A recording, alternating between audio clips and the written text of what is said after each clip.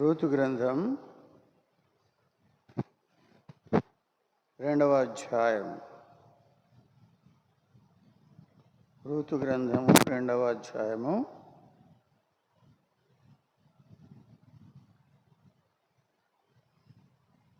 7 నుండి 12 వరకు మార్చి చదువుకుందాం. రూతు గ్రంథము 2వ అధ్యాయము 3వ అధ్యాయము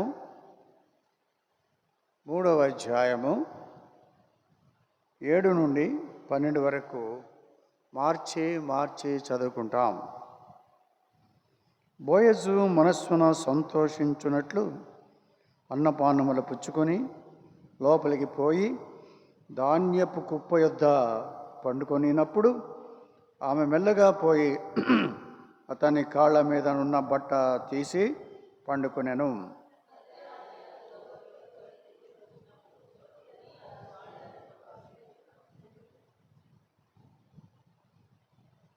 అతడు నీవెవరవని అడుగగా ఆమె నేను రూతు అని నీ దాసురాలని, నీవు నాకు సమీప బంధుడు గనుక నీ దాసురాలని నా మీద నీ కొంగు కప్పుము అనగా అతడు, నా కుమారి,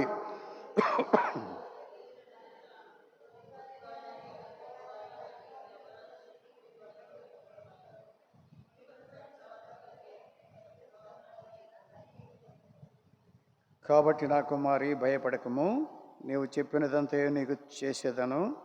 నీవు యోగ్యురాలవని నాకు జనులందరూ ఎరుగుదురు. నేను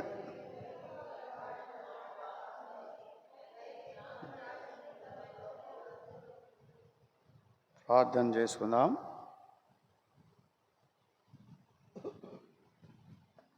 కృప కనికరము కలిగిన నమ్మకమైన సత్యమైన దేవాని పాదములకు స్తోత్రాలు.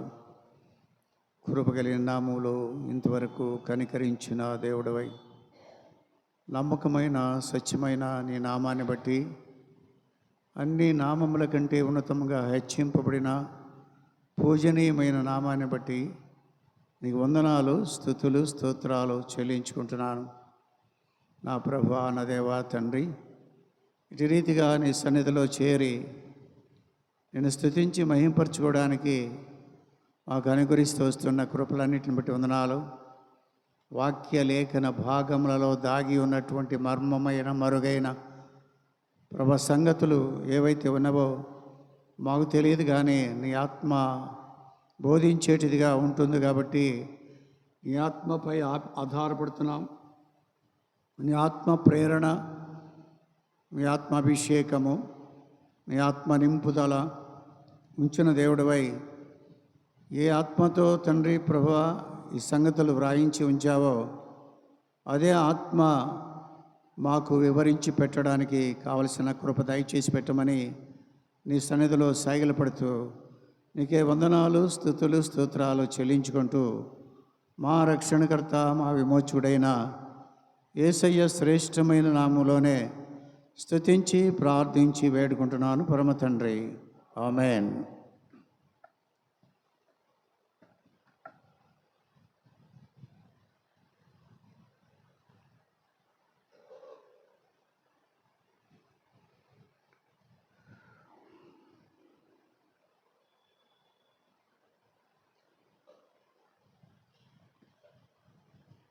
ఇక్కడ చూసినట్లయితే ఒక వింతైనటువంటి పరిస్థితి ఇక్కడ మనం కనపడతా ఉంది. ఒక పరాయి పురుషుని దగ్గరికి ఒక స్త్రీ వెళ్ళి ఒంటరిగా ఉన్నప్పుడు అతని కాళ్ళ దగ్గర ముసుగు వేసుకున్నటువంటి వాడి యొక్క దుప్పటి కప్పుకొని కాళ్ళ దగ్గర పండుకోవటం అనేటువంటిది అది అతి విచిత్రంగా ఉంది. కానీ అక్కడ ఆ కాలంలో ఉన్నటువంటి పరిస్థితి ఏమిట్రా అంటే, సమీప బంధువుడు కాబట్టి, తను విడిపించగలిగినటువంటి వాడు ఆయనే కాబట్టి, ఆయన దగ్గరకు వెళ్ళి చేయవలసినదంతా కూడా తన అత్త చేత ఉపదేశము పొందినదై అక్కడికి వచ్చి ఆయన పాదముల దగ్గర ఆయన ఒంటరిగా పండుకొని ఉన్నప్పుడు అక్కడ ఆమె పాదముల దగ్గర ఆయన పాదముల దగ్గర పండుకున్నటువంటిదిగా మనం చూస్తూ ఉంటున్నాం. లోకరీతిని చూస్తే ఇది తప్పై ఉండొచ్చు, కానీ అక్కడ చూసినట్లయితే మన ప్రభువుకి సాదృశ్యముగా ఉన్నటువంటి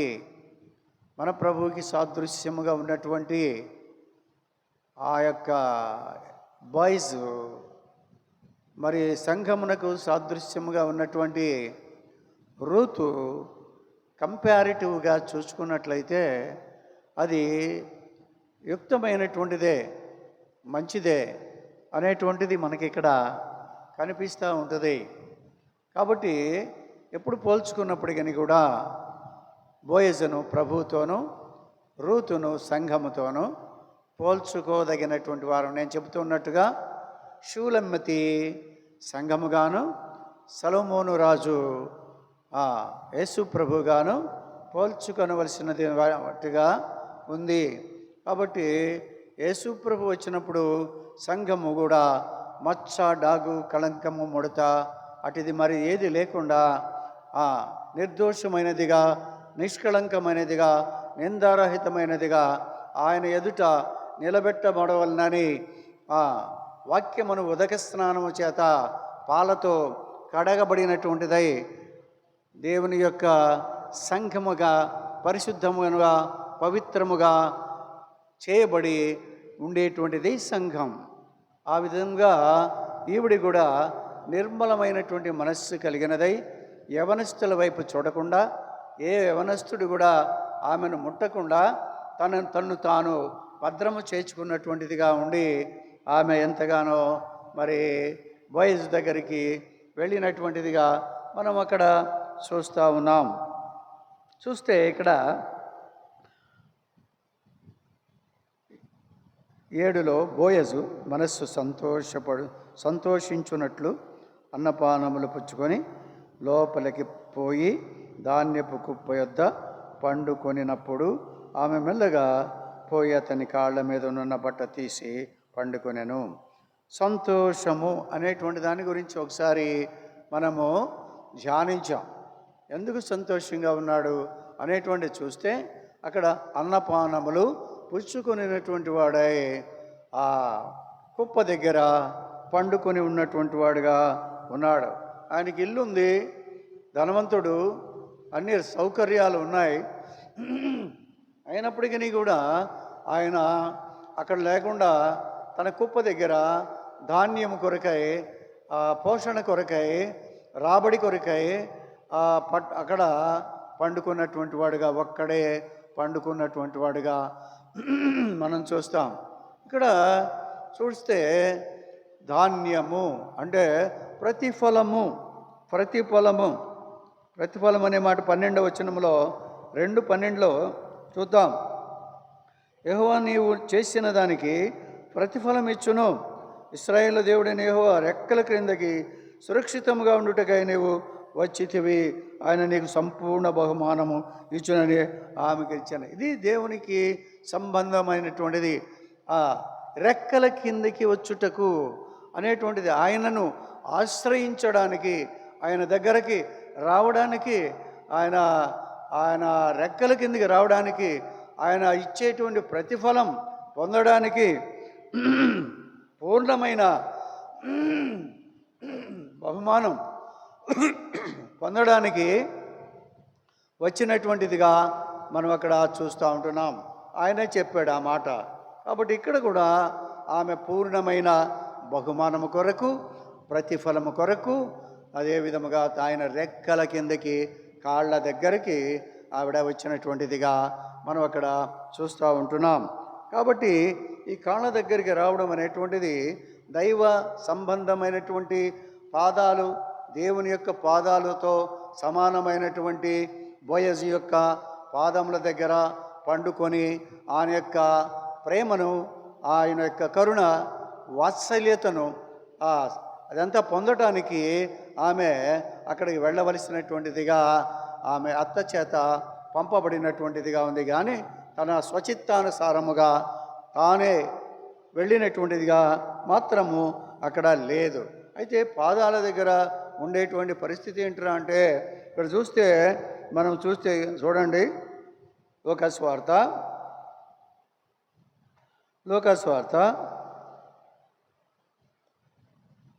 10వ అధ్యాయం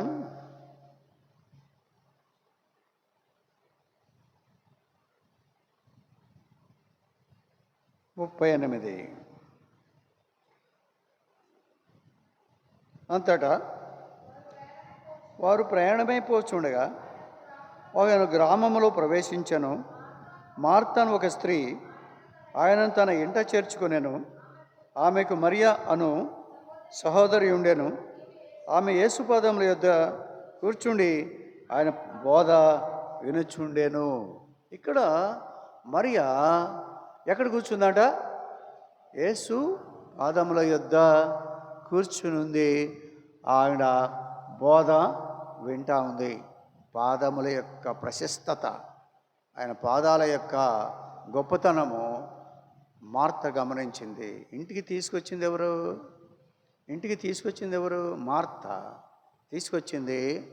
తీసుకొచ్చి ఆయనకి ఏదో పెట్టాలనే తపన తాపత్రయం కలిగినటువంటిదిగా వంట ఇంటికి పరిమితమైపోయి ప్రభువు మీద ప్రేమను బట్టి ఆమె ప్రభువుకి ఏదో పెట్టాలని ఆమె యొక్క ప్రయాసతోటి వంట చేస్తూ ఉంది. అది కూడా ప్రభు మీద ఉన్న ప్రేమే అయినప్పటికీ కూడా ఆయన దగ్గర కూర్చున్నటువంటి మరియ ఆయన నోట నుండి వచ్చే ప్రతి మాట ద్వారా వెలిగింపబడడానికి ఆమె కూర్చున్నటువంటిదిగా ఉంది. అమ్మా, నువ్వు ఉత్తమమైన దాన్ని ఎన్నిక చేసుకున్నావు, అది నీ యొద్ద నుండి తీసివేయబడదు అని చెప్పి మరియమ్మతో అన్నాడు. నీవు తొందరపడుతూ ఉన్నావు. తొందరపడి ఏమన్నాడు అక్కడ? అవసరమైనది ఒకటి, అది మరియ ఉత్తమమైనది ఏర్పరచుకున్నాను, అది ఆమె యొద్ద నుండి తీసివేయబడదు. ఏముంది? మార్తం విస్తారమైన పని పెట్టుకున్న చేత తొందరపడి ఆయన యొద్దకు వచ్చి, ప్రభువా, నేను ఒంటరిగా పని చేయుటకు నా సహోదరి నన్ను విడిచిపెట్టినందున నీకు చింత లేదా? నాకు సహాయము చేయము అని ఆమెతో చెప్పుము అనెను. ఆమెతో చెప్పవాలి. ప్రభువు ఇక్కడ ఒకటి కమాండ్ ఒకటి వేస్తుంది యేసు ప్రభు మీద. మార్త ఒక కమాండ్ వేస్తుంది. ప్రభువా, ఆమెతో చెప్పు, నేను ఒక్కదాన్నే వంట దగ్గర ప్రయాసపడుతున్నాను కదా, కాబట్టి ఆమె నాకు సహాయం చేయమని ప్రభువుని అడిగితే, నీకు చింత లేదా? నేను ఒక్కదాన్ని పని చేస్తుంటే నీకు చింత లేదా అని ఆయన్ని అడగపోతే ఆ సహోదరుని మరియని అడగొచ్చు కదా. ఏ మరియా, నేను ఒక్కదాన్ని పని చేస్తున్నాను కదా, నువ్వు కూడా వచ్చి నా సహాయం చేయొచ్చు కదా అని మరియని అడగలేదు. కానీ యేసు ప్రభు దగ్గరికి వచ్చి, ప్రభువా, నీకు చింత లేదా? నేను ఒక్కదాన్నే పని చేస్తున్నాను, ఇది పని పాటు లేకుండా మెదలకుండా నీ ఎదురుగా కూర్చుంది అనేటువంటిది ఆవిడ చూస్తుంది. వాక్య పరిచర్య వినడం అనేటువంటిది అందరికీ కూడా లేదు. వాక్యము వినడము అనేటువంటి అభ్యాసము సంఘములో అందరికీ లేదు. వాక్యం యొక్క గొప్పతనము తెలుసుకోవడానికి అందరికీ ప్రయాస లేదు. ఏదో దేవుని నమ్ముకున్నాం కాబట్టి చర్చికి వెళ్తున్నాం. ఎవరైనా అడిగితే యేసు ప్రభు బిడ్డలం మేము అని. లోకములో ఉన్న కొన్ని ఆచారాలు అలవాట్లు కూడా మనల్ని విడిచిపెట్టలేదు. కాబట్టి లోక సంబంధమైనటువంటి వారుగా ఉన్నాము, కానీ వాక్యము దగ్గరికి వచ్చేటువంటి వారుగా మన సంఘస్థులు లేనివారుగా ఉన్నారు. వాక్యము కోసం ప్రయాస పడలేనటువంటి వారుగా ఉన్నారు. మరియా మెదలకుండా కూర్చుని వాక్యము వింటా ఉంది. ప్రభు చెప్పాడు, మనుష్యుడు రొట్టె మూలముగా జీవించడు, కానీ దేవుని నోట నుండి వచ్చే ప్రతి మాట వలన ఈవిడ రొట్టె తయారు చేస్తుంది. ఈయన నోటి మాట ఆవిడకి ఇస్తున్నాడు. ఆవిడేమో రొట్టె తయారు చేస్తాం. ఈ రొట్టెతో ఎవడు బతకడు. ఈ రొట్టె బాబుతే ఇంకోటి తింటాడు. But the word of God from the mouth of God is a precious. దేవుని నోట నుండి వచ్చే మాట చాలా శ్రేష్టమైనటువంటి మాట. అలాంటి మాటలు వింటే ప్రభు అన్నాడు, అవసరమైనది ఒకటే, అవసరమైనది ఒకటే. ఏది అనవసరం? అనవసరం ఏది? రెండవది అనవసరం. అవసరమైనది ఒక్కటే. అదేమిటి? ఉత్తమమైనది. అది ఉత్తమమైనది వాక్యము. అవసరమైనది వాక్యము, ఉత్తమమైనది వాక్యము, దాని యొద్ద నుండి తీసివేయబడినది వాక్యము. కాబట్టి ఆవిడతో మాట చెప్పినటువంటి వాడిగా మనం చూస్తూ ఉంటున్నాం. ఇక్కడ ఆమె కూర్చున్నటువంటిది యేసు పాదముల యొద్ద ఆయన కుర్చీ మీద కూర్చున్నాడో లేకపోతే ఎదురుగా కూర్చున్నాడో ఏమో తెలియదు, కానీ యేసు పాదముల యొద్ద కూర్చున్నటువంటిదిగా ఉంది. ఈ యొక్క ఈవిడేం చేసింది? ఈవిడేం చేసింది?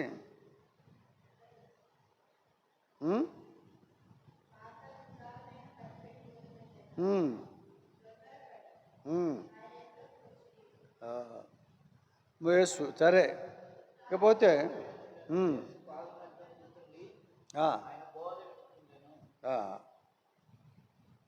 బోధ వింటా ఉంది. పాదముల యొద్ద కూర్చుండి ఆయన బోధ వినుచుండెను. బోధ అనేటువంటిది చాలా విలువైనటువంటిది. బోధ మన సంఘం యొక్క దర్శనం ఏంటి? అపోస్తలుల బోధ యందును, సహవాసమునందును, రొట్టె విరుచుట యందును, ప్రార్థించుట యందును ఎడతెగక ఉండాలి. ఓ సహోదరుడు చెప్తాడు, అపోస్తలుల బోధ యందును, సహవాసమందును, రొట్టె విరుచుట యందును ఎడతెగక ప్రార్థన యందును నిలబడి ఉండాలి అని. అంటే ఈ 3 కాదు, ఎడతెగక ప్రార్థనలోనే ఉండాలి అనేటువంటిది కాదు. 4 కూడా ఎడతెగక ఉండాలి. మన వాక్యం అక్కడ ఉందా? అలా ఉందా? చూడండి అపోస్తల కార్యములు 2వ అధ్యాయము.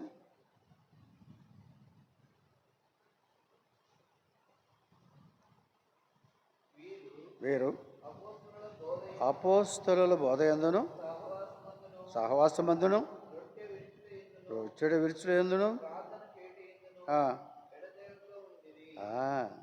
ఎడతెగక ఉండిరి.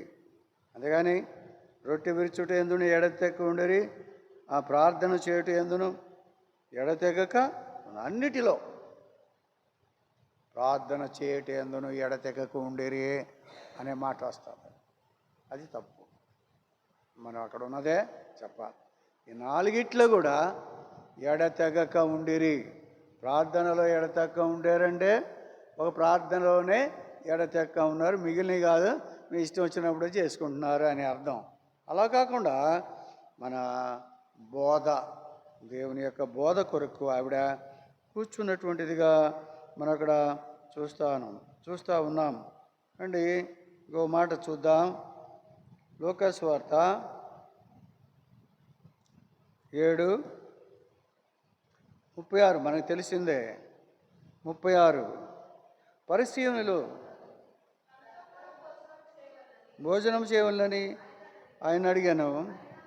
ఆయన పరిసయ్యుని ఇంటికి వెళ్ళి భోజన పంక్తిని కూర్చుండగా ఆ ఊరిలో ఉన్న పాపాత్మురాలని ఒక స్త్రీ యేసు పరిసయ్యుని ఇంట భోజనమున కూర్చున్నాడని తెలుసుకొని ఒక బుడ్డి అత్తరు తీసుకొని వచ్చి వెనుక తట్టు ఆయన పాదముల యొద్ద నిలువబడి ఏడ్చుచు కన్నీళ్లతో ఆయన పాదములను తడిపాను.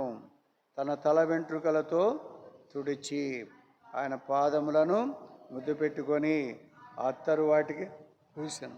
వాటికి అంటే ఏటికి? పాదాలే. వచ్చిన దగ్గర నుంచి పాదాల దగ్గరే ఉంది. ఇంకొక చోటుకి వెళ్ళలేదు. విడిచిపెట్టలేదు పాదాలను. ఆ పాదాల దగ్గరే విడిచిపెడు. ఆమె మాట్లాడిందా? ఈయనేమన్నా మాట్లాడా? ఆ ఇంటి ఆయన ఏమన్నా మాట్లాడా? మాట్లాడలా. ఆ ఇంటి ఆయన మనసులో అనుకున్నాడు, ఇది పాపాత్మురాలైన స్త్రీ, ఇది పిలవకుండానే వచ్చింది, యేసు ప్రభువునే పిలిచా, దీన్ని పిలవలేదు నేను అనుకున్నాడు. పైన పైన ఏమన్నాడు? పరిశీలన యేసు పరిశీలన ఏంటి? కూర్చొని భోజనం చేయించుండగా బుడిలో తీసి వెనుకతడి పాదముల యొక్క తర్వాత పొడిచాను, పాదములు ముద్దు పెట్టుకొనను. ఈయన ప్రవక్త నీడల తన్ను ముట్టుకునిన ఈ స్త్రీ ఎవతయో ఎటువంటిదో ఎరిగి ఉండును, ఇది పాపాత్మురాలు అని తనలో తాను అనుకొనెను. ఎవరితో చెప్పలా, తనలో తాను అనుకొనెను. మరి యేసుప్రభుని కూడా సంశయించాడు. యేసుప్రభుని ప్రవక్త అయితే ఈయన అది పాపాత్మురాలని తెలుసుకొని ఉండాలి. నాకు తెలుసు మా ఊరు ఆవిడ కాబట్టి ఇది పాపాత్మురాలు, ఈయన కూడా తెలియాలి. ఈయన ఆ భోజనానికి పిలిచాడు కానీ విమర్శిస్తున్నాడు దేవుడిని. ఏమీ తెలియనటువంటి స్త్రీ వచ్చి పరిగెత్తుకుంటూ వచ్చేసి తను దాచిపెట్టుకున్నటువంటి వివాహానికి కానీ మరి దేనికైనా దాచిపెట్టుకున్నటువంటి అత్తరు బుడ్డిని పగలగొట్టి, తన హృదయాన్ని పగలగొట్టి విరిగి నలిగిన హృదయముతోటి కన్నీళ్లు కారిస్తే ఆ కన్నీళ్లతోటి పాదాలు గడిగి తన తల వెంట్రుకలతో ఆ పాదాలు తుడిచి ఇంకా వాటికి పూసెను. ఎంత కార్యము పాదాల మీదే జరిగింది అంతే. ఆయన ఎందుకమ్మా అలా చేస్తున్నావు అని అడగలేదు, ప్రభువా నేను ఎందుకు చేస్తున్నానని ఏమి చెప్పలేదు. ఆ ఇంటి ఆయన కూడా మౌనంగా ఏదో ప్రభువుని ఆవిడ్ని కూడా దూషించేటువంటి వాడుగా ఆయన కనబడతా ఉన్నాడు. తర్వాత ఆయనకు బుద్ధి చెప్పినటువంటి వాడుగా ఉన్నాడు. ఆ తర్వాత ఈమె ఈ ద్వారము నుండి పాపాత్మురాల్లాగా వచ్చింది, ఈ ద్వారము గుండా నీతిమంతురాలుగా రక్షణ పొందినటువంటిదిగా సమాధానముగా వెళ్ళిపోయినటువంటిది ఉంది. కానీ అన్నానికి పిలిచిన వాడు అలాగే ఉన్నాడు. చూడండి 48.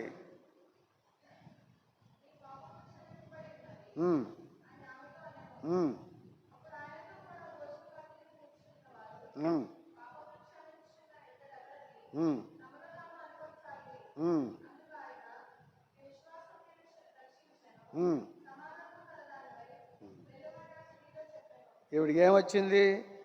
రక్షణ వచ్చింది, సమాధానం వచ్చింది, పాప క్షమాపణ వస్తుంది, విస్తార పాపములు క్షమింపబడ్డాయి. 47 ప్రకారంగా ఆమె విస్తారంగా ప్రేమించను కనుక ఆమెకు విస్తార పాపములు క్షమింపబడినని ఆమెతో చెప్పాను.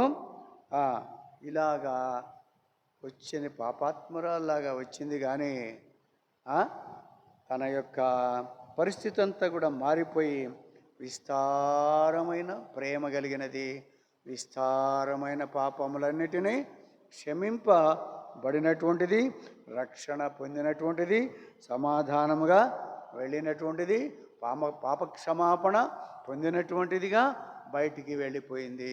ఆ ఇంటివాడు పిలిచిన వాడి యొక్క పాపం ఎక్కువైంది. ఎందుకని అతనిని దేవుడిగా అంగీకరించలేదు. అతడు వచ్చినటువంటి పరిస్థితి ఏంటో తెలియలేదు. దేవుడు అంటే ఏమిటి? ఈ అమ్మాయి పిలవకుండానే వచ్చిందా? పిలవకుండా రాలేదు.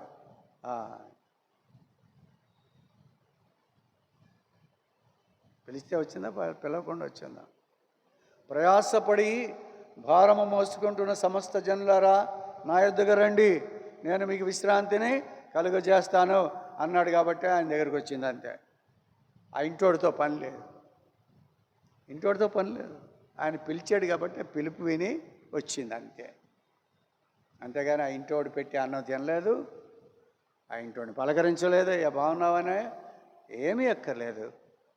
పశ్చాత్తాప హృదయము కలిగినదై, విరిగినలిగిన హృదయం కలిగినటువంటిదై, ఆ హృదయం పగిలిపోయినటువంటిదై, పాషాణ హృదయం పగిలిపోయి ఆ కన్నీరు కార్చి, ఆ కన్నీరు తోటి పాదాలు కడిగి, కన్నీరు పాదాలు కడగాలంటే ఎన్ని గ్లాసులు కావాలి? కన్నీరు ఎన్ని గ్లాసులు కావాలి? పాదాలన్నీ తడవాలంటే ఏం చేశాడు? యేసు ప్రభు పాదాలకు అడుగుతున్నాడు. యేసు ప్రభు పాదాలకు అడుగుతున్నాడు. ఎవరయ్యే? శిష్యుల పాదాలకు అడుగుతున్నాడు. యోహాను సువార్త 13వ అధ్యాయంలో ఆయన ఏం చేస్తున్నాడు? శిష్యుల పాదాలకు అడుగుతున్నాడు. శిష్యుల పాదాలకు అడుగుతుంటే ఒక ఆయన లేచి అన్నాడు, ఏమన్నాడు? నా పాదాలు సరిగా కడగలేదన్నాడు. నా పాదం అంతా కడగలేదన్నాడు. యోహాను సువార్త తీయండి. యోహాను సువార్త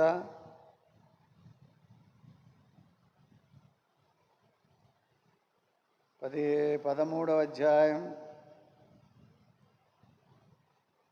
యోహాను సువార్త 13వ అధ్యాయం.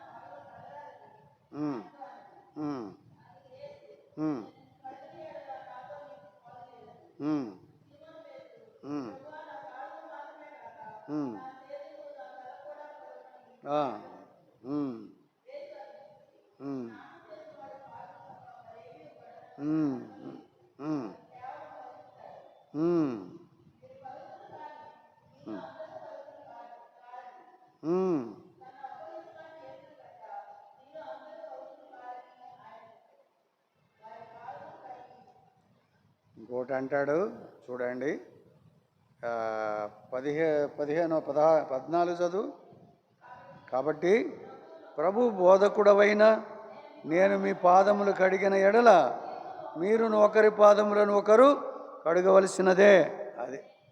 అది నేను ప్రభువుని అంటున్నారు, బోధకుడు అంటున్నారు, మరి నా పాదాలు మీరు కడగాలి. నేనేం చేస్తున్నాను? మీ పాదాలు కడుగుతున్నాను, మీరు కడగవలసినదే. మరి ఒక పని చేయండి, నా పాదాలు కడగవద్దు కానీ మీ పాదాలు మీరు కడుక్కోండి. మీ పాదాలు మీరు కడుక్కోండి అంటే నా పాదాలు నువ్వు కడగటానికి నువ్వు బాగా తగ్గించుకోవాలి. నీ పాదాలు నేను కడగటానికి నేను బాగా తగ్గించుకోవాలి. ఆ తగ్గింపు అనేటువంటిది నేర్పించినటువంటి వాడుగా ఉన్నాడు ఆయన. కాబట్టి అంతగా తగ్గించుకుంటే తప్ప క్రీస్తు యేసు కలిగిన ఈ మనస్సు మీరును కలిగి ఉండడి అన్నాడు. క్రీస్తు యేసు కలిగిన ఈ మనస్సు మీరును ఫిలిప్పీ 2:6లో అంటున్నాడు.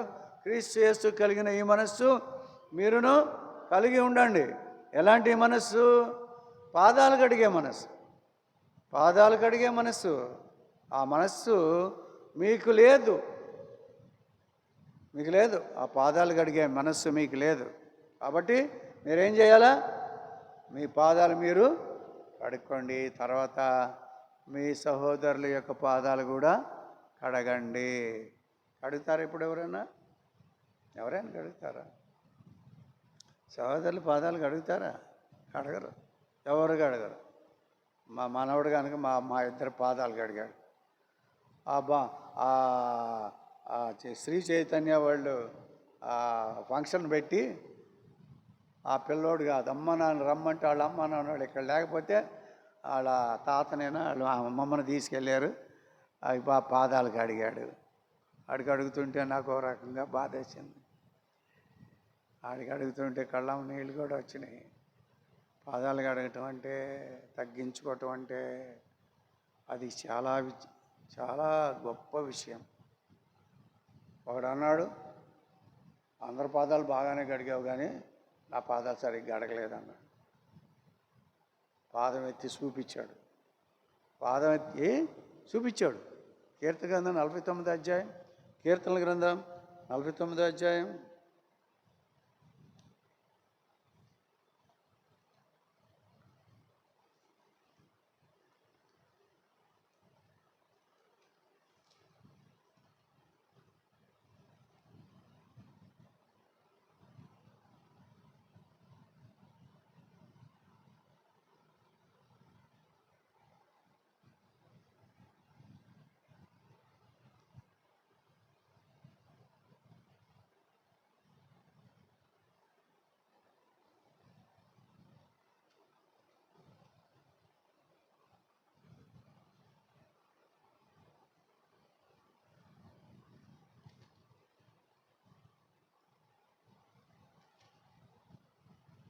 41వ అధ్యాయం 41వ అధ్యాయము 9. నేను నమ్ముకొనిన నా విహితుడు నా ఇంట భోజనం చేసినవాడు నన్ను తన్నుటకై తన మడిమను ఎత్తెను. ఎవరైనా ఎవరైనా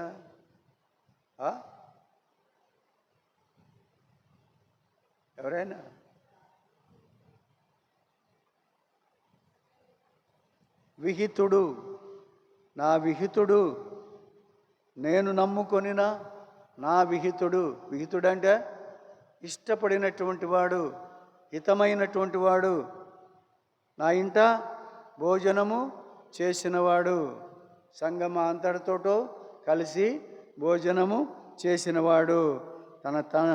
ఏమని చేశాడు?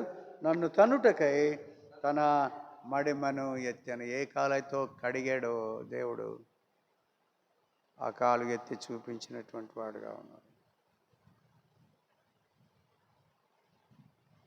ఆఖరికి యూదాయిస్కరియోతు ఆ విధముగా తన యొక్క ప్రభు చేసిన దానిని ఆయన ఎంతగానో చూచినటువంటి వాడుగా అదే 18వ వచనంలో చదవండి. 13:18 యోహాను సువార్తకు రండి. యోహాను సువార్త 13:18 చదవండి. మిమ్మల్ని అందరినీ గూర్చి నేను చెప్పలేదు, నేను ఏర్పరచుకుని వారిని ఎరుగుదును కానీ నాతో కూడా భోజనము చేయవాడు నాకు విరోధముగా తమ మడమనెత్తెను. అక్కడ రాసింది ఇక్కడ వీడికి అప్లై అయింది. ఆడు పుట్టకముందే రాశాడు అక్కడ 41వ అధ్యాయం 9వ వచనంలో. 41వ అధ్యాయం 9వ వచనంలో రాస్తే ఇక్కడ అదే సేమ్ జరిగింది. అక్కడ నన్ను తన్నుటకును తన మడమను ఎత్తినవాడు ఎవరు? నా నమ్మకమైన నా హితుడైనటువంటి వాడు. అలాంటి వాడు ఏం చేశాడు? భోజనము చేసినవాడు, నా ఇంట్లో భోజనం చేసినవాడు, నన్ను తనటానికి తన మడము ఎత్తినటువంటి వాడు. అలాంటి పరిస్థితి మనం ఉండకూడదు. ఇక్కడ ఈవిడేం చేసింది? ఏదైతే మడం ఎత్తిందా? మడం కడుగుతుంది, కాళ్ళు కడుగుతుంది. దేంతో? నీళ్లు తెచ్చి కాదు, ఈయన ప్లేట్లో పెట్టి కడిగాడు. కానీ ఆవిడైతే కన్నీటితో కడిగింది. ఆయన చూశాడు, ఆయన హృదయం కరిగిపోయింది. అమ్మా, నువ్వు రక్షణ పొందావు, నన్ను ప్రేమించావు, విస్తారమైన పాపములు నీకు క్షమింపబడతాయి, సమాధానముగా వెళ్ళు, రక్షణ పొందిన దానవు సమాధానముగా వెళ్ళిపో అని చెప్పి ఆవిడ 4 రకాలైనటువంటి ఆశీర్వాదాలు తీసుకుని ఆ ఇంట్లో నుంచి బయటికి వచ్చినటువంటిదిగా ఉంది. లోకమంతా ఏమన్నా అనుకొని ఆవిడ మాత్రం ఎంతగానో ప్రభువుని హెచ్చించినటువంటిదిగా ఉంది అని మనము అక్కడ చూస్తూ ఉంటాం. కాబట్టి ఈవిడ గురించి ఇంకెక్కువ చెప్పుకోవాలంటే ఇదిగా ఉంది. కానీ కాబట్టి ఈవిడ చేసిన దానికి ఎంతగానో దేవుడు ఆశీర్వదించేటువంటి వాడుగా కూడా ఉంటాడు అని చెప్తున్నాడు. రండి ఇంకో మాట చదువుకున్నాం.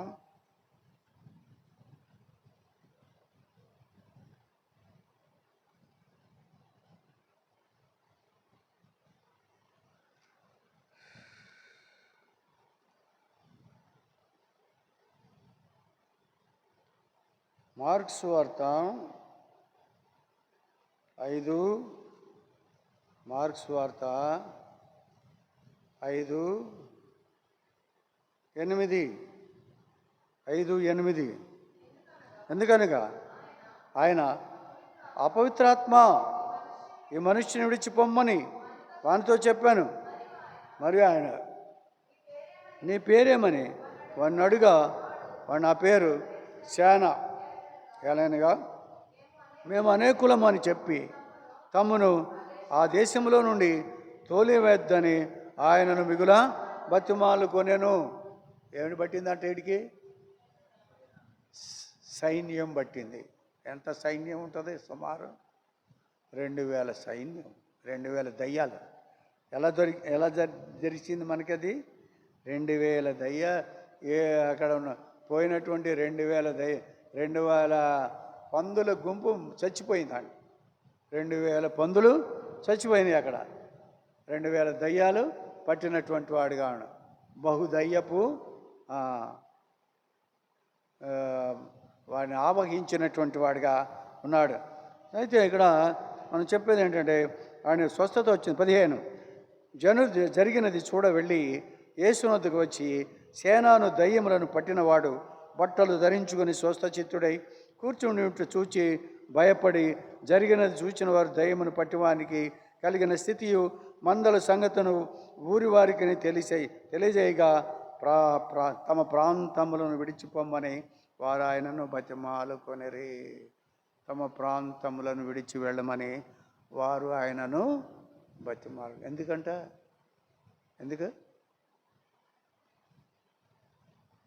ఎందుకు పందులు చచ్చిపోతున్నాయి. విలువైన పందులు 2000 పందులు చచ్చిపోయినాయి. ప్రపాతంలోనికి వెళ్ళి అక్కడ చూడండి, ఎక్కడుంది అది చదువు.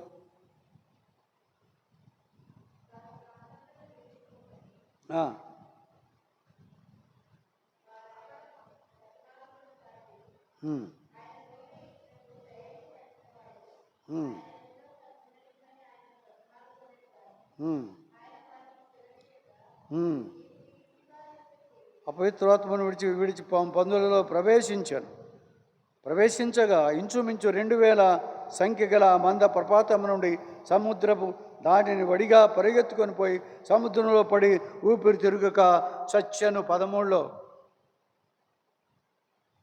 ఊపిరి తిరుగక చచ్చను. ఎన్ని? 2000 మంది. 2000 ఇలాగ ఈయన ఉంటే రోజుకు 2000 చచ్చిపోతే పందులు కాపర్లు ఏమైపోవాలి? పంది అంత అవుద్ది, ఒక పంది చాలా ఖరీదవుద్ది. అందుకని నాయన నువ్వు సరే చేసేది బాగానే ఉంది, కానీ మా ఊరు విడిచి మా ప్రాంతమును విడిచి పొమ్మని ఆయన బతిమాలుకొనిరి.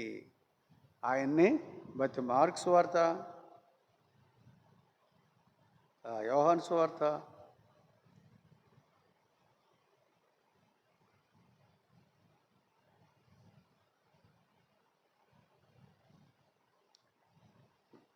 నా 40వ అధ్యాయం 4:40.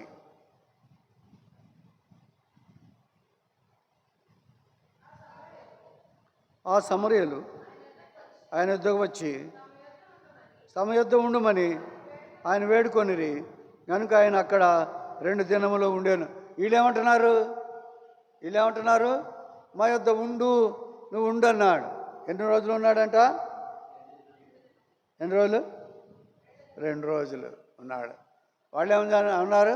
మమ్మల్ని విడిచిపో, తొందరగా వెళ్ళిపోమన్నారు. వీళ్ళు ఎందుకని? ఈ సమరయులు రక్షణ పొందారు. ఈ సమరయులు రక్షణ పొందిన తర్వాత మేము వినదానికంటే చూచినది ఎక్కువగా మేము ఉన్నాం కాబట్టి మా దగ్గర మీరు ఉండాలి అని ఆయన్ని ఉండమని బ్రతిమలాడుకున్నటువంటి వారుగా వీళ్ళున్నారు. వీళ్ళు పందులను చూసుకున్నారు కానీ వాళ్ళ యొక్క ఆత్మల్ని చూసుకోలేదు. వీళ్ళు మాత్రం ఆత్మలను చూసుకుని వీళ్ళు రక్షణ పొందడానికి వీళ్ళు ప్రభువుని అక్కడ ఉంచడానికి ఇష్టపడినటువంటి వాళ్ళుగా మనం అక్కడ ఆయన చూస్తూ ఉంటాం. కాబట్టి ప్రభువు మనలో, మన ఇంటిలో ఉండాలి. నేను విశ్వాసము గలదానినైతే మీరు నా ఇంటికి వచ్చి ఉండుడి అని అంద. ఎవరా ఆవిడ? లూదియా ఉంది. అయ్యా నేను విశ్వాసము గలదానని మీరు ఎరిగితే మీరు వచ్చిన మా ఇంట్లో ఉండాలి. ఇంటికి పిలిపించుకుంది, వాక్యం చెప్పించుకుంది. ఆ తర్వాత పట్టుకున్న తర్వాత పుతూను దయ్యం పట్టిన తర్వాత, ఆ పుతూను దయ్యం పట్టిన తర్వాత కొట్టిన తర్వాత, ఆ లాభాలన్నీ పోయిన తర్వాత, ఆ దయ్యాన్ని విడుదల పెడితే, వదలగొడితే, వాళ్ళందరికీ లాభం పోతే, వాళ్ళు ఆయన్ని కొడితే, వాళ్ళు తీసుకెళ్ళి బొండ బిగించి అక్కడ జైల్లో అక్కడ పెడితే అక్కడ పాటలు పాడారు. పాటలు పాడింది, ప్రార్థన చేశారు. అక్కడ ఉన్నటువంటి తలుపులన్నీ తెరుచుకున్నాయి, సంఖ్యలన్నీ విడిపోయినాయి, భూకంపం కలిగింది, చీకటి పడింది, అన్నీ జరిగినాయి. అప్పుడు ఆయన అన్నాడు, అక్కడ ఆయన వచ్చి అన్నాడు, అయ్యలారా, రక్షణ పొందుటకు నేనేమి చేయవలెను? నేను రక్షణ పొందటానికి ఏమి చేయాలి? ఒరేయ్, ఖైదీలను తీసుకొచ్చి దాంట్లో పెట్టమంటే నువ్వు వీళ్ళ దగ్గరికి పోయి వాళ్ళతో లాలూచి పడి వాళ్ళు చెప్పిన మాటలేని ఇదంతా చేసేవారు, సస్పెండ్ అని అంటారని కూడా చూసుకోవాలా, అదంతా చూసుకోవాలి. కాబట్టి మాకు కావాలి అయ్యా అని ఆయన్ని దగ్గరికి తీసుకున్నటువంటి వాడు. ఏ చేత్తో గాయపరిచాడో ఆ చేత్తో వాటిని కట్టి కలిసి రక్షణ పొందుటకు నేనేమి చేయాలంటే ఆయన ఏమన్నాడు, నువ్వు నీ ఇంటి వారును రక్షణ, యేసు ప్రభునందు విశ్వాసం ఉంచుము, నువ్వు నీ ఇంటి వారును రక్షణ పొందుతారు అని చెప్పి వాళ్ళకి బాప్తిస్మం ఇచ్చి వెళ్ళినటువంటి వారు. ఎలాంటప్పుడు వాళ్ళు గాయపరచబడినప్పుడు, రక్తాలు కారుతూ ఉన్నప్పుడు, బొండలు బిగించినప్పుడు, రాత్రులంతా కూడా భయంకరమైన పరిస్థితుల్లో ఉన్నప్పుడు సైతము స్వార్థను ప్రకటించి అనేక మందిని రక్షించినటువంటి ఘనత ఆ రోజులలో జరిగింది. కాబట్టి ఈ రోజులో మనం ఇలాగా ఉండగలుగుతున్నాం. కాబట్టి ఆయన జరిగించినటువంటి కార్యములు అనేకముగా మనం అక్కడ చూడగలుగుతూ ఉంటున్నాం. కాబట్టి దేవుడు చేసినటువంటి కార్యములను గొప్పవిగా మనం చూస్తూ ఉంటాం. రండి ఇక్కడ చూసుకుందాం, ఒక మాట చూసుకుందాం, మాట చూసుకొని వెళ్ళిపోదాం.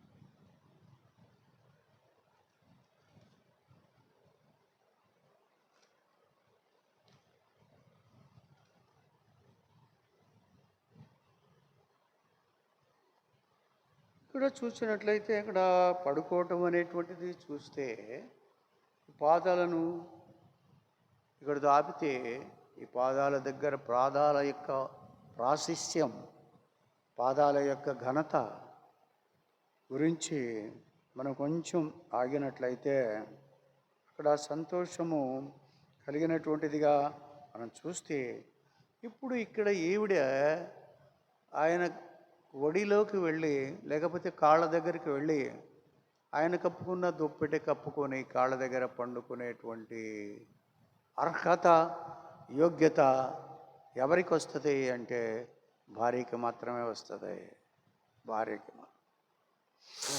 భార్య అవ్వాలంటే అక్కడ ఎలాగా ప్రార్థన అవుద్ది? మోయాబు దేశస్థురాలు, ఆమె యొక్క దేవుళ్ళు వేరు,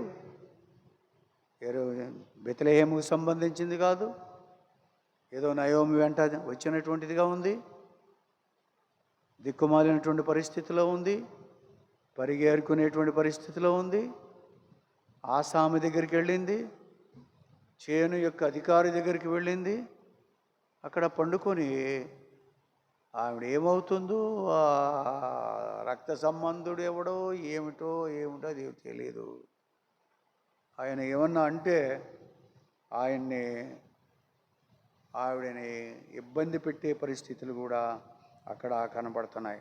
చూడండి, ద్వితీయోపదేశ కాండము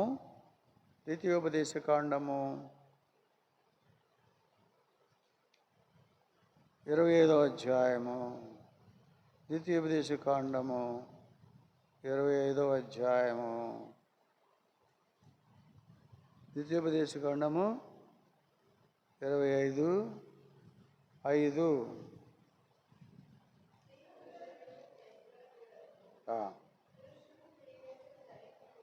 సహోదరులు కూడి నివసించుచుండగా వారిలో ఒకడు సంతానము లేక చనిపోయిన ఎడల చనిపోయిన వాని భార్య అతని పెళ్లి చేసుకునకూడదు. ఆమె పెనిమిటి సహోదరుడు ఆమె యొద్దకు పోయి ఆమెను పెండ్లి చేసి కొని తన సహోదరునికి మారుగా ఆమె ఎడల భర్త ధర్మము జరపవలెను. ఇది జాగ్రత్తగా వినాలి. ఏంటంట, సహోదరులు కూడి నివసించుచుండగా వారిలో ఒకడు సంతానము లేక చనిపోయిన ఎడల చనిపోయిన వాని భార్య అన్యుని పెండ్లి చేసుకొనకూడదు, ఇంకోడిని చేసుకోకూడదు. వాళ్ళ అన్నదమ్ముల్ని ఎవరు ఒకడిని చేసుకోవాలి. ఆమె పెనిమిటిని సహోదరుడకు ఆమె యొద్దకు పోయి ఆమెను పెండ్లి చేసుకొని తన సహోదరునికి మారుగా ఆమె ఎడల భర్త ధర్మము జరిగించవలెను. అది చెయ్యాల. అలాంటిది సమీప బంధువుడు అనేటువంటిది అలాంటిది అన్నమాట. సమీప బంధువుడు అంటే ఒక భర్త చనిపోతే వాడి తమ్ముడు ఉంటే వాడి తమ్ముడిని, అన్న ఉంటే అన్నని, ఎవరినైనా ఆ సంఘం ఆ ఇంటిలోనే ఒకరిని చేసుకోవాలి, కానీ అన్యుడిని చేసుకోకూడదు అనేటువంటిది అది ధర్మం, సమీప బంధువు ధర్మం. కాబట్టి అలాగా చేయవలసినటువంటి వాడు అలా చేయని పరిస్థితి అక్కడ మనం చూస్తూ ఉంటున్నాం. అక్కడ చేయడానికే ఈవిడ అక్కడికి వెళ్ళింది. She has the right to sleep on the legs of the బోయస్ యొక్క కాళ్ళ దగ్గర పండుకోవటానికి అర్హత కలిగినటువంటిదిగా ఉంది. ఎందుకని ఈమె భర్త నయోమి కుమారుడు, ఈమె భర్త అతనికి సమీప బంధువుడు, కానీ he's right to marry Ruth. ఆయనకి రైట్ ఉంది. కాబట్టి ఆవిడ ఏ విధము చేతనైనను ఆయన చేసుకోవడానికి ఆవిడికి అర్హత ఉంది. కాబట్టి ఆవిడ బంధువుడు. నువ్వు వెళ్ళి అడుగు, నువ్వు వెళ్ళి పడుకో, నీకు కాదంటే అప్పుడు తీద్దాం ధర్మం అని ఆవిడ ఎంతగానో. రూతులోని 4:10 మాట అన్నాడు. చూడండి, రూతులోని 4:10 మాట అంటాడు.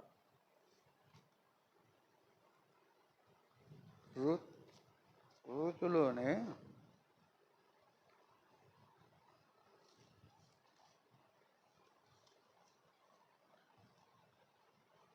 మనం 3 చదువుతున్నాం అనుకోండి, 4:10 అండి. మరియు చనిపోయిన వాని పేరట అతని స్వాస్థ్యమును స్థిరపరచునట్లును చనిపోయిన వాని పేరు అతని సహోదరులో నుండి అతని స్థలము యొక్క ద్వారము నుండి కొట్టివేయబడక ఉండునట్లును నేను మహ్లోను భార్య అయిన రూతును మోయాబీయురాలిని సంపాదించుకొని పెండ్లి చేసుకొనుచున్నాను. దీనికి దినమున సాక్షులై ఉన్నారని పెద్దలలో తన అందరితో ఆమెను చెప్పాను. ఆఖరికి పెళ్లి చేసుకున్నప్పుడు సంగతి ఇది. 4వ అధ్యాయానికి వచ్చేసాం. 4వ అధ్యాయానికి వస్తే నేను ఎందుకు రూతుని పెళ్లి చేసుకున్నానో కారణం ఇది అని చెప్పబడినటువంటిదిగా 4వ అధ్యాయంలో ఆయన చెప్పినటువంటి వాడుగా బోయజు ఉన్నాడు. బోయజు నీతిమంతుడు, బోయజు జాలి కలిగిన వాడు, బోయజు కష్టపడే వాళ్ళ ఎడల జాలి చూపినటువంటి, ప్రేమ చూపినటువంటి వాడు. అలాంటి వాడు దొరికినందుకు అదే దేవుని యొక్క ప్రభు యొక్క తత్వమై ఉన్నది. అందుకని ఆ విధముగా ఆయన అనినటువంటి వాడుగా ఉన్నాడు. కానీ ఇంకా 2 మాటలు చూసి సమయం అయిపోయింది. మత్తయి సువార్త 22వ అధ్యాయం.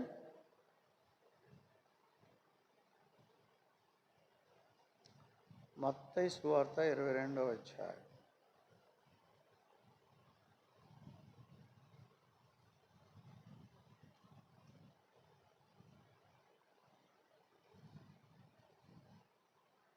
మత్తయి సువార్త 22:24. మొదట తక్కిన మత్తయి సువార్త 22:24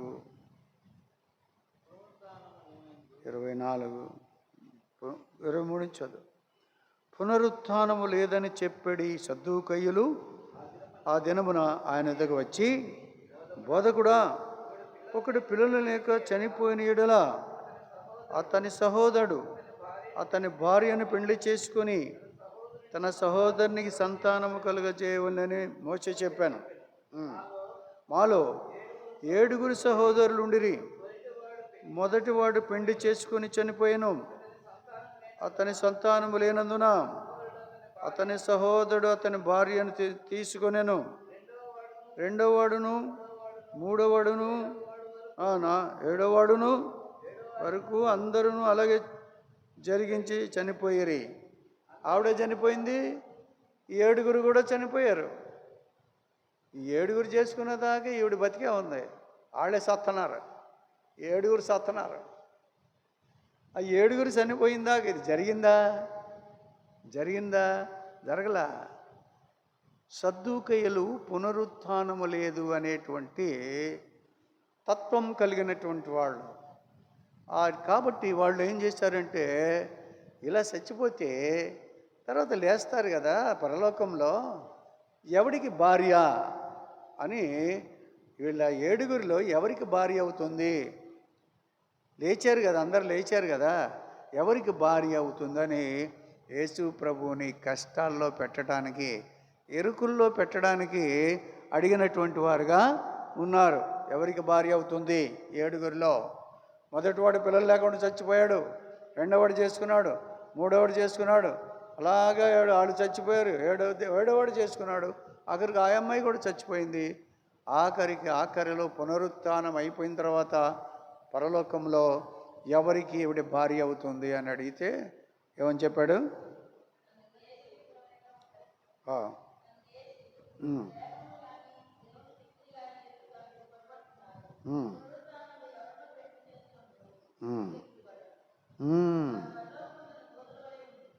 ఏమంటే ఎలా ఉంటారు? పరలోకమందు భార్య భర్తలు లేరు, దూతలులాగా ఉంటారు. అందరూ దూతలే పరలోకమందు. మరి భార్య భర్తలు ఎక్కడ ఉంటారు? భార్య భర్తలుగా ఎక్కడ ఉంటారు?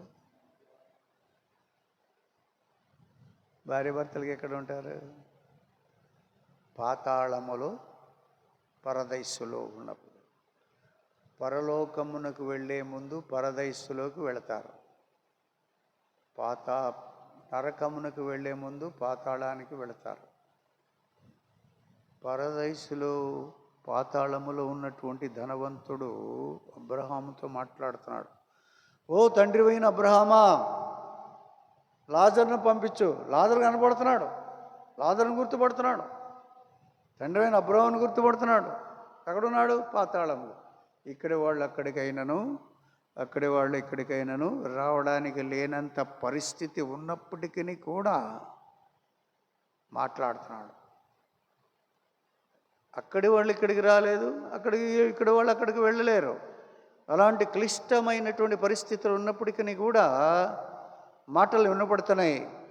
అబ్రహామా, తండ్రివైన అబ్రహామా అని పిలిచాడు. తండ్రి అయితే ఇక్కడ ఎందుకున్నాడు? ఇక్కడ చాలామంది తండ్రి అని ప్రార్థన చేస్తారు. పరలోకమందున్న నా తండ్రి అని ప్రార్థన చేస్తారు, పరలోకమందు నా తండ్రి అని ఆరాధన చేస్తారు, అన్నీ చేస్తారు. అక్కడ కూడాను వాళ్ళు పరలోకానికి వెళతారా లేకపోతే పరదైస్సులోకి వెళతారా లేదా అనేటువంటిది వాళ్ళ విశ్వాసం మీద ఆధారపడి ఉంటుంది. లాజరు ఎంత కఠినమైనటువంటి దౌర్భాగ్యపు దుస్థితిలో ఉన్నాడో, కట్టుకోవటానికి బట్ట లేదు, తినటానికి తిండి లేదు, ఒంటిలో ఆరోగ్యము లేదు, ఉండటానికి ఇల్లు లేదు, నా వాళ్ళు అనేవాళ్ళు ఎవరు లేరు. ఇంత క్లిష్టమైనటువంటి పరిస్థితిలో ఉన్నటువంటి వాడికి తోడెవర్రంటే కుక్కలు. కుక్కలు వచ్చి తన యొక్క కురుపులు నాకుతున్నాయి తప్ప కుక్కలకి ఆహారం అయ్యాడు. కానీ తన ఆహారము రొట్టె ముక్కలు జారిపడినవన్నిటిని కూడా ఏరుకునేటువంటి పరిస్థితి. అలాంటి విశ్వాసంలో గొప్పవాడు లోకములో దరిద్రుడు. విశ్వాసములో చాలా గొప్పవాడు. దేవదూతలు వచ్చి తీసుకొని వెళ్ళినాయి. అంతకంటే ఏం కావాలి? దేవదూతలు వచ్చి తీసుకొని వెళ్ళిపోయినాయి. అలాంటి వాడు అంటున్నాడు, అబ్రహామా, తండ్రి అయిన అబ్రహాము, లాజరును ఒకసారి పంపిస్తే ఇక్కడికి, తన చిటికెన వేలుతో ఒక చుక్క నీరు తీసి నా నాల్క మీద పడవేస్తే నా ఈ నాల్క వలన కలిగినటువంటి క్షోభ, బాధ నివారణ అవుతుంది అని అడిగితే, అక్కడి వాళ్ళు ఇక్కడికి కానీ ఇక్కడి వాళ్ళు అక్కడికి రాని వీలు పడలేదు అన్నాడు. అస్సలు ఇంకొక అర్థం ఏంటంటే, అక్కడ నాకంటే దౌర్భాగ్యుడు, నాకంటే పేదవాడు, నా ఇంటి ముందు పడినటువంటి వాటితో బతికినటువంటి దౌర్భాగ్యుడు అయినటువంటి లాజరు అక్కడ కూర్చోవటం ఏంటి, నా దగ్గరకు వచ్చి నా దాంట్లోనే ఉంటే బాగుంటుంది అనేటువంటి స్వార్థపూరితమైనటువంటి ఆలోచన కూడా కావచ్చు. అక్కడ కాకుండా నా దగ్గరికి వస్తే, వెళ్ళిపోయటానికి నా దగ్గరికి వస్తే వాడు మంటల్లో కాల్తాడు అనే ఉద్దేశంతో నేనుండే చాలు, వాడు కూడా ఉంటే మంచిది అనేటువంటి స్వార్థపూరితమైనటువంటి ఆ దురాశతోటి ఆ లాజర్ని ఇక్కడికి పిలిపించుకునేటువంటి పరిస్థితులు ఉంటే దేవుడికి తెలుసు, అబ్రహాము తెలుసు అన్నాడు, ఇక్కడ వాళ్ళు అక్కడికి అక్కడ వాళ్ళు ఇక్కడికి రావడానికి వీలు లేదు అని చెప్పాడు. కాబట్టి మనము ఏ విధము చేతనైనను ప్రభా ప్రభు అని పిలిచే ప్రతి ఒక్కడు పరలోకంలో చేరడు, కానీ దేవుని చిత్తమును జరిగించువాడు మాత్రమే పరలోకంలో చేరతాడు. అయా మేము ఎన్నో కార్యాలు చేశాం, స్వస్థతలు చేశాం, మహత్కార్యాలు చేశాం, దయ్యాలు వెళ్ళగొట్టాం, అనేకమైనటువంటి అద్భుతాలు చేశాం, మీరెవరో నాకు తెలియదు, అక్రమము చేయవరారా, get out from this place, అక్రమము చేయవారలారా, మేము చాలా చేశామయ్యా అని అంటున్నాడు. కాబట్టి మొట్టమొదటి చేయవలసినటువంటిది ఏమిట్రా అంటే, ప్రభువుకి లోబడడం అనేటువంటిది చాలా అవసరమైనటువంటిదిగా మనం చూస్తూ ఉంటున్నాం. ఒక్క మాట చూసి ఆపేస్తాను, 5 minutes ఉన్నాయి. రోమీయులకు రాసిన పత్రిక, రోమా 7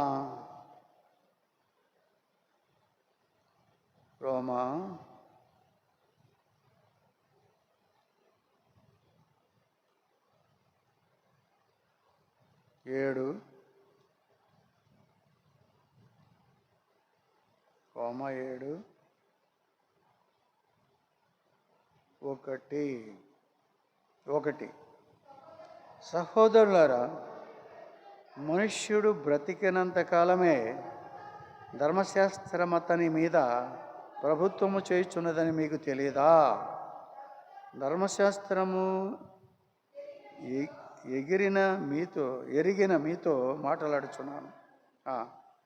భర్త గల స్త్రీ భర్త చనిపోయినంత వరకే ధర్మశాస్త్రము వలన అతనికి బద్ధురాలు, కానీ భర్త చనిపోయిన ఎడల భర్త విషయమై ధర్మశాస్త్రము నుండి అది భర్త బ్రతికి ఉన్నంతసేపే భర్తకి భార్యకి సంబంధం ఉంటుంది. ఆ తర్వాత విడుదల పొందింది కదా, అకార్డింగ్ టు ద లా.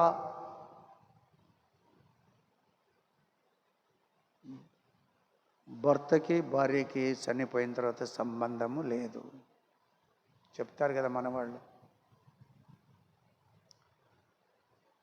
తీసుకొని వెళ్ళేటప్పుడు భార్య బంధం ఎంతవరకు అంటే ద్వారబంధం దాకా అక్కడ ఉండి వాళ్ళు కాల్చి తీసుకొచ్చే వరకు, లేకపోతే సమాధి చేసి వచ్చేటువంటి వరకు ఇల్లు చక్కబెట్టుకొని కలుక్కొని శుద్ధి చేసుకునే పరిస్థితిలో ఉంటుంది తప్ప, ఈ బంధము ఎంతవరకురా? ఈ బంధం అంటే 60, 70, 80 సంవత్సరాలు కలిసిమెలిసి ఉన్నప్పటికీ కూడా బంధము ఎంతవరకు అంటే తాత్కాలికమైనటువంటి బంధము. ఇక్కడ చెప్తున్నాడు. ఉన్న సహోదరులారా, మనుష్యులు బ్రతికినంతకాలమే ధర్మశాస్త్ర అతని మీద ప్రభుత్వము చేస్తున్నదని మీకు తెలియదా? ధర్మశాస్త్రం ఎరిగిన మీతో మాట్లాడుచున్నాను. భర్త గల స్త్రీ భర్త బ్రతికి ఉన్నంత వరకే ధర్మశాస్త్రము వలన అతనికి బద్ధురాలు, కానీ భర్త చనిపోయిన ఎడల భర్త విషయమై ధర్మశాస్త్రం నుండి ఆమె విడుదల పొందెను. కాబట్టి భర్త బ్రతికి ఉండగా ఆమె వేరొక పురుషుని చేరిన ఎడల వ్యభిచారిణి అనబడను, కానీ భర్త చనిపోయిన ఎడల ఆమె ధర్మశాస్త్ర ప్రకారము నుండి విడుదల పొందెను గనుక వేరొక పురుషుని వివాహము చేసి కొనినను వ్యభిచారిణి కాకపోవును. వేరొక పురుషుని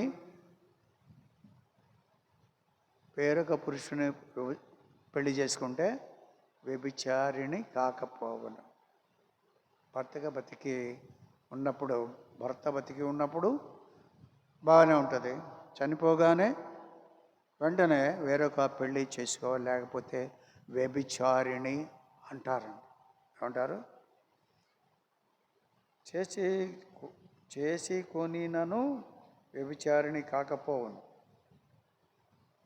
కాబట్టి భర్త బ్రతికి ఉండగా ఆమె వేరొక పురుషుని చేరిన ఎడల వ్యభిచారిణి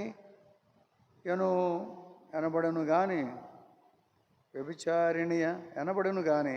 భర్త చనిపోయిన ఎడల ఆమె ధర్మశాస్త్రము నుండి విడుదల పొందిన కనుక వేరొక పురుషుని వివాహము చేసుకొనినను వ్యభిచారిణి కాకపోను. కాబట్టి నా సహోదరులారా, మనము దేవుని కొరకు ఫలములను ఫలించున్నట్లు మృతులలో నుండి లేపబడిన క్రీస్తును వేరొకని చేరుటకే మీరును ఆయన శరీరము ద్వారా ధర్మశాస్త్ర విషయమై మృతులైతిరి అని అక్కడ చెప్పుకుంటూ వచ్చినటువంటి వాడిగా మనం చూస్తూ ఉంటున్నాం. కాబట్టి ఈ యొక్క విషయాల్లో చాలా జాగ్రత్తగా ఉండాలి. ప్రకటన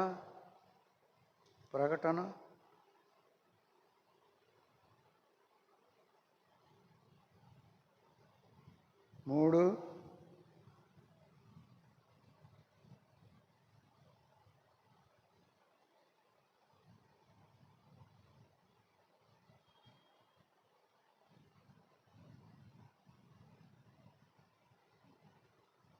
1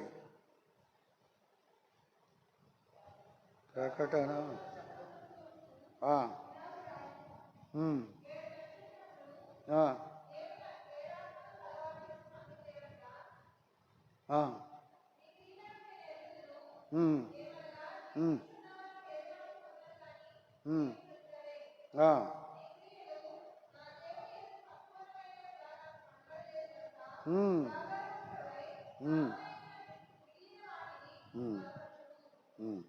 నీ క్రియలు నీ దేవుని ఎదుట సంపూర్ణమైనవి నాకు కనబడలేదు కనుక జాగరూకుడవై చావనయ్యున్న మిగిలిన వాటిని బలపరచు. నీవిలాగూ ఉపదేశం పొందితివో, ఎలాగ వింటివో జ్ఞాపకం చేసుకొని దాని గైకొన్నట్లు మారు మనసు పొందం. నువ్వు జాగరూకుడవై ఉండని ఎడల నేను దొంగవలే వచ్చేదను. ఏ గడియ నీ మీదకి వచ్చేదనో నీకు తెలియదు. అయితే తమ వస్త్రములను అపవిత్రపరచుకొనని కొందరు సార్దీసులోని యొద్ద ఉన్నారు. వారు అర్హులు గనుక తెల్లని వస్త్రములు ధరించుకొని నాతో కూడా సంచరించదు. జయించేవాడు అలాగును తెల్లని వస్త్రములు ధరించును. ఫస్ట్ ఆఫ్ ఆల్ భార్య భర్త అనేటువంటిది కాకుండా ఆఖరిది ఏంటంటే తెల్లని వస్త్రములు, తెల్లని హృదయము కలిగి క్రియలు మంచివిగా ఉండి, పేరు మాత్రముదిగా నీవు మృతుడవే, నీ క్రియలు నా దేవుని ఎదుట సంపూర్ణమైనవిగా నాకు కనపడలేదు కనుక జాగరూకుడవై చావనై ఉన్న మిగిలిన వాటిని బలపరచము.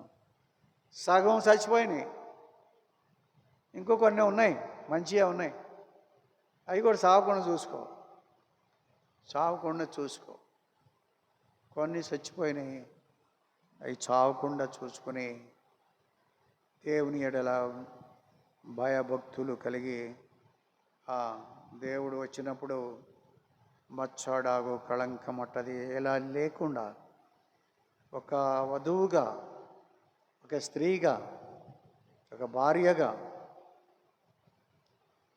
నువ్వు సిద్ధపడి ఆ వచ్చుచున్నటువంటి పరిశుద్ధమైన నీతి కలిగినటువంటి దేవునికి తగినటువంటి భార్యగా భూలోకంలో ఉండి సిద్ధపడటం అంటే కష్టం. భూలోకంలో ఉండేటిది సాతాను సింహాసనం వేసుకున్న స్థలాలు. శరీరం మంచిది కాదు, హృదయం మంచిది కాదు, లోకం మంచిది కాదు. ఇన్నిటి మధ్య మన విశ్వాసాన్ని జాగ్రత్తగా, క్రియలను జాగ్రత్తగా ఉంచుకోవటం అనేటువంటిది క్లిష్టమైన పరిస్థితే. అయినప్పటికీ కూడా మనము ప్రభు కొరకు సిద్ధపడి ఆయన పాదాల దగ్గర మాత్రమే ఉండవలసినటువంటి వారంగా ఉన్నాం. ఇక ముందు వచ్చే వారం మిగిలిన విషయాలు కొన్నిటిని మనం చూద్దాం, ప్రార్థన చేసుకుందాం.